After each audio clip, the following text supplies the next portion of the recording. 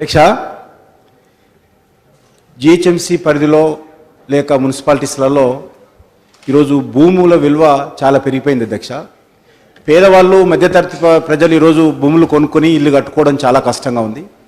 ఉన్నంతలో 50 గజాలు, 30 గజాలు, 40 గజాలు, 20 గజాలు, 100 గజాల లోపల ఏదో తమ జీవితంలో సంపాదించినటువంటి డబ్బంతా పెట్టి ఏదో రకంగా కొనడము, లేకపోతే తండ్రుల నుంచి వచ్చినటువంటి స్థలాలలో ఈరోజు ఇల్లు కట్టుకుంటున్నటువంటి పరిస్థితి ఉన్నది. కాబట్టి ఆ రకంగా కట్టుకున్నటువంటి ఇళ్లను ఏ రకంగా ఈరోజు ప్రభుత్వము ట్రిబ్యునల్ పరిధిలోకి తీసుకురాబోతున్నారు, లేక వాళ్ళకి ఏమైనా ఎగ్జామ్షన్ ఇస్తారా? వాళ్ళకు ఇప్పుడు పర్మిషన్ దొరకదు అధ్యక్ష, ఎందుకంటే చిన్న గల్లీ ఉంటుంది, ఆ గల్లీలో పర్మిషన్ దొరకదు. సెట్ బ్యాక్స్ అంటే ఉన్న ల్యాండ్ అంతా సెట్ బ్యాక్ అవుతుంది. కాబట్టి ఈ విషయంలో కూడా ప్రభుత్వం ఒక చట్టం చేసి ఈ రకమైనటువంటి వాళ్ళకు ఏ రకంగా రక్షణ కల్పించి రానున్న రోజుల్లో ఇల్లు కట్టుకోవడానికి అనుమతులు ఇస్తారు. ఆ రకంగా ఇవ్వకుండా రేపు అందరిని కూడా ఇప్పుడు ఉదాహరణకు అధ్యక్ష, ఈరోజు చాలా మా దగ్గర రత్నారాయణ స్లమ్ ఉన్నది. చాలామంది పేదవాళ్ళు 20 గజాల్లోనే 2 అంతస్తులు 3 అంతస్తులు వేసుకొని వచ్చేటువంటి కిరాయిల ద్వారా జీవనం కొనసాగిస్తున్నటువంటి పరిస్థితి ఉంది. అక్కడ కూడా హైదరాబాద్కు వచ్చేటువంటి పేదవాళ్ళ ప్రజలు ఎవరైతే ఉన్నారో వాళ్ళకు అక్కడ 2000కు 1500కు కిరాయికి ఇల్లు దొరుకుతుంది, బయట ఏడు దొరకదు. ఆ రకమైనటువంటి స్లమ్లోనే వాళ్ళు ఉంటున్నారు. కాబట్టి ఈ విషయంలో కూడా ప్రభుత్వము రానున్న రోజుల్లో అడ్రస్ చేయాల్సినటువంటి అవసరం ఉంది. 100 గజాలు, 20 గజాలు, 30 గజాలు ఇల్లు కట్టుకుంటున్న వాళ్ళకి ఏ రకంగా మీరు అనుమతిస్తారు చట్టపరంగా?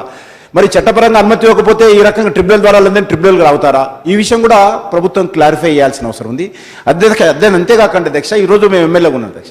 ఏదన్నా పొరపాటున పెద్ద బిల్డర్ ఏదైనా పొరపాటున ఇల్లీగల్ నేను చెప్పను, జనరల్గా ఏదైనా కట్టిరని ఎవరైనా కంప్లైంట్ చేస్తే వెంటనే పోయి పలానా ఎమ్మెల్యే మీకు కంప్లైంట్ చేశాడు, పోయి కలుపుకోము ఆయనను అని చెప్పి ఎమ్మెల్యే దగ్గర పంపిస్తారు ఆఫీసర్స్. ఆ రకంగా ఏమైతుంది, ఈరోజు అతనేమనుకుంటాడు బిల్డర్, మనం పైసల కోసం కంప్లైంట్ చేసినామేమో, మనం డబ్బుల కోసం కంప్లైంట్ చేసినాము అని చెప్పి అట్లా చేస్తున్నాం. కొంతమంది ఉండొచ్చు, కానీ ఆ రకంగా మంచి వాళ్ళని చెడ్డ వాళ్ళని కూడా కట్టే మనం ఈరోజు అందుకే ఎవడైనా ఇల్లీగల్ కడుతుందంటే అందులో వేలు పెట్టడానికి కూడా భయపడుతున్నాం, ఎందుకంటే మన పేరు అందులో జోడిస్తున్నారు.